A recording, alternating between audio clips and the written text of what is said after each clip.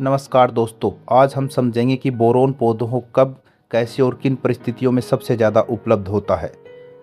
Boron पौधों में कोशिका विभाजन, फूल और फल बनना, शुगर ट्रांसपोर्ट के लिए ज़रूरी सूक्ष्म पोषक तत्व है। इसकी उपलब्धता कई पर्यावरणीय और मिट्टी के कारकों पर निर्भर करती है। सबसे पहले बात करते हैं मिट्टी के पीएच की। पीएच 5.5 से 7.5 के बीच बोरोन सबसे ज़्यादा उपलब्ध रहता है, लेकिन जैसे ही मिट्टी क्षारीय या पीएच 7.5 से ऊपर होता है, बोरोन पौधों के लिए कम उपलब्ध हो जाता है। अब बात करते हैं तापमान की।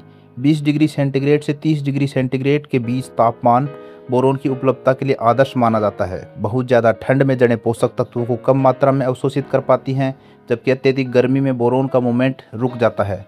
तीसरा सबसे बड़ा फैक्टर है ह्यूमिडिटी, यानी वायुमंडलीय नमी। मध्यम ह्यूमिडिटी 50 से 70% में पौधे बोरोन को अच्छे से ट्रांसपोर्ट कर पाते हैं।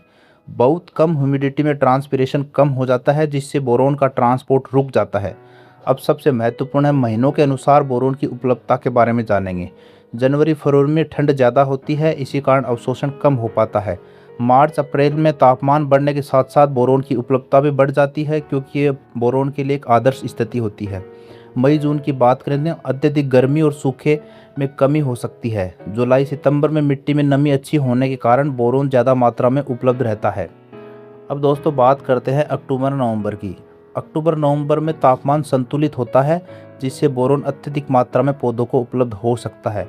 दिसंबर में ठंड ज़्यादा होती है, इसलिए बोरोन की लभ्यता बिल्कुल कम हो जाती है। इसके अलावा मिट्टी की नमी, ऑर्गेनिक मैटर ये भी अहम भूमिका निभाते हैं।